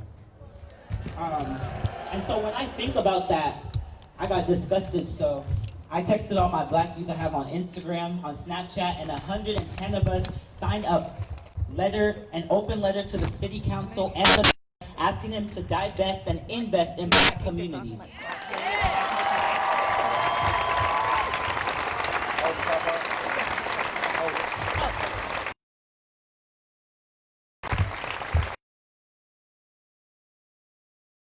Charity. So finally, I just have 2 asks. I want to ask that you go defund police and you send telling them to reinvest in black communities. And I want y'all in November to vote Mayor Wheeler out of office so that we are not next.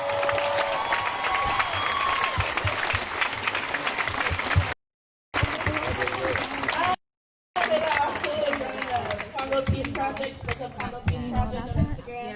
And I also want to tell everyone that being black in Portland is very hard, so hard that I have to run to Georgia to go to HBCU. So just know that this is not, it's so hard that a lot of black people are feeling the pressure right now. Check on your youth, check on your people of color, check on your women in your life, check on everyone around you, and just be great human beings, because the world is really against us right now, and it always has been.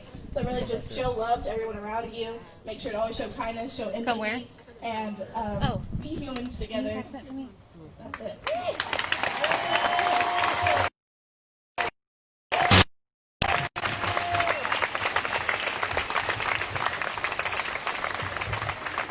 Hi guys, how y'all doing tonight?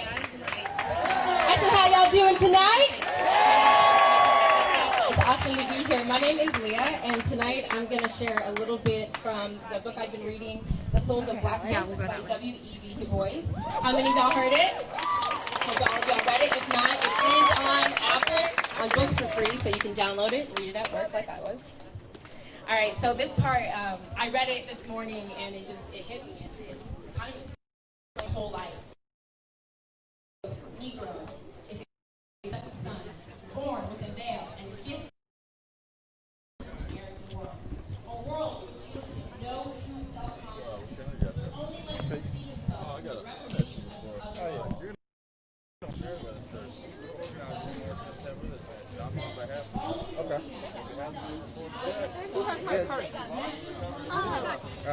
We're literally, I went to Rio's Village today to talk to Steve Tunkel.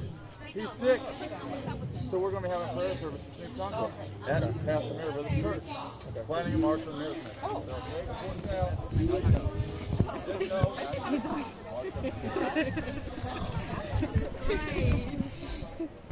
Okay. Hold on, let me turn this light off. I look okay? Oh my God. Y'all look great. Hey, you guys mind if I live stream just to make sure the news gets right? They've been coming up together. Okay, how do you want to do this? Let's go live. Alright, so we're going to start with you, and then we're going to go this way. Does that work? Yeah. She said I am not in this shot. Okay. Okay, first you're going to start with your name, and your first and last name, and you're going to tell me how to spell it, okay? Kira Alberti, K-I-R-A-A-L-B-E-R-T-I. Okay, you did so well tonight. Talk to me about how you felt being up there. I was nervous at first. I was shaking like I was going to cry. But as I kept going, I never felt so empowered.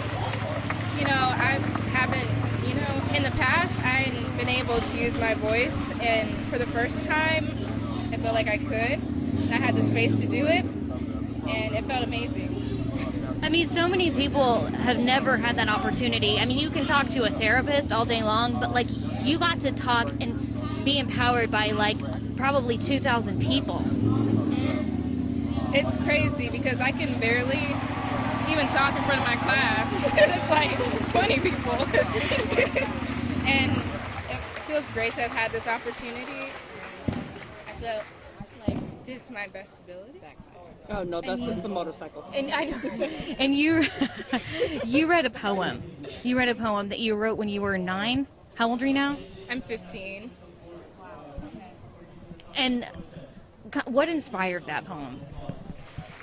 Just looking around at all the black lives that are lost due to police brutality and our corrupt criminal justice system, like this, like, I don't know, just seeing how much is going on, truly, and taking the time to look at what's happening, I felt like I needed to say something, and I didn't have the space to say it, so I decided to write it. That's awesome. Good for you. All right, first and last name and spelling. Hi, my name is Sierra Dedmon, spelled S-I-E-R-R-A-D-E-D-M-O-N. We're not sisters, did y'all say that? We're God sisters. Okay, I thought you said that. I think my favorite quote from you, they told me I could rule the world, well, I might just do it. I think that'll always stick with me. Like, how does it feel to get up there? Sorry, can you repeat the question? No, you were just so awesome. One of your quotes, I will always remember it. You said, they told me I could rule the world, so I might just do it. I wouldn't say anything really was, sorry. Did you were so in the moment, do you even remember saying that?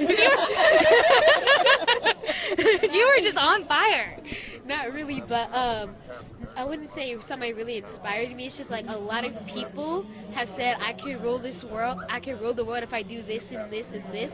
But I feel like I can do it my way, and it's just different because everybody has their perspective of the world, and I feel like everybody should own their own opinion, and they should do what they want and how they need to do it for everybody for it to be heard. So you go to Catholic schools, it's predominantly white. I mean, how do your friends? Are your friends coming out here tonight, and how do they feel about, like, are they supporting you?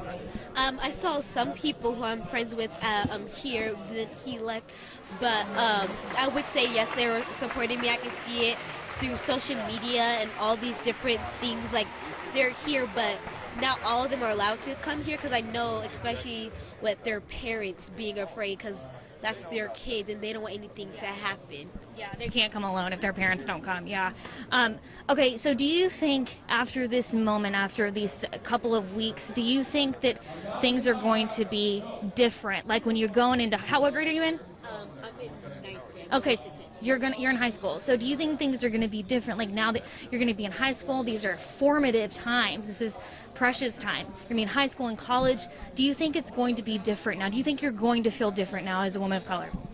I hope that it's going to be different. I hope that people are going to be heard and that they can do what they need to do for people to hear them. And I hope and I do wish and I do believe that it will be different because I feel like something is going to change. No matter how it happens, it just needs to happen. Awesome. Thank you for talking to us. Mom, you want to talk? Okay. Tell me your name first. Alexis Alberti, A-L-E-X-I-S, A-L-B-E-R-T-I. That was, I mean, I've said it 3 times now, but that was just so amazing. How did it feel watching these girls do what they did? There are no words for the momentum that I feel, the inspiration that I feel, the hope that I feel. And being able to share a moment like this with my girls, there are no words. It is really inspirational. Being a woman of color in Portland, growing up my whole life, being surrounded by pretty much nothing but white people and understanding the injustices that I faced and wanting to protect my child from that and knowing that I didn't have that capability, it's resonated in a lot of ways. So seeing her take that and turn it into something so poetic, so beautiful, that recognizes and brings respect and honor to our experiences is something that you can only be proud of as a mother. And sharing a moment like this, seeing the inspiration, the momentum, the collective voice coming together and saying no more, we won't be silenced is beautiful to me. And it renews my hope in humanity. That's so awesome. Do you think their high school and college experiences and, you know, young adult and adult life, do you think it's going to be different than yours? I surely hope so. I surely hope so. They are girls with big goals, and they're very smart, and they're driven.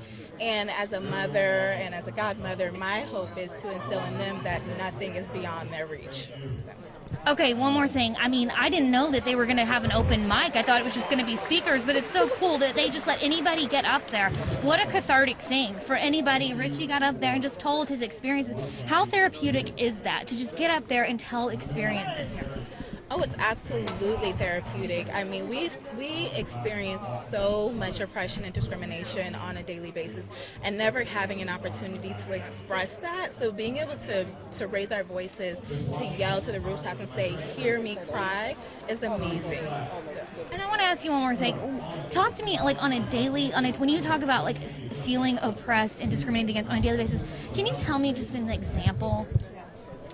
I mean, the thing is that systemic oppression is so deeply rooted into our everyday society that it shows up in so many ways.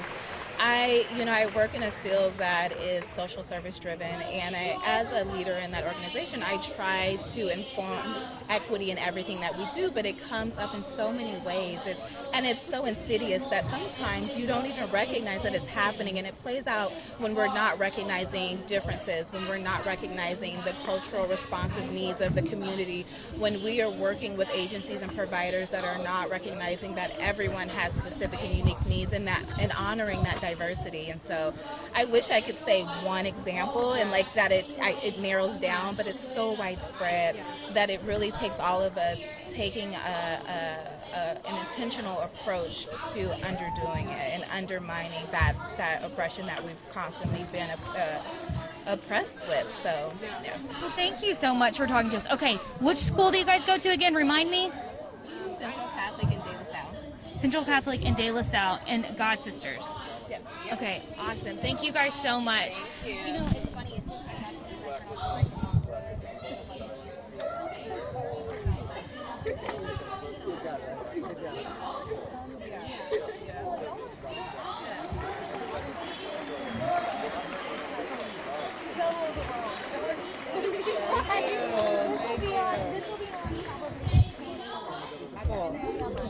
Okay. I didn't mean to stab you. Sorry. Thank you.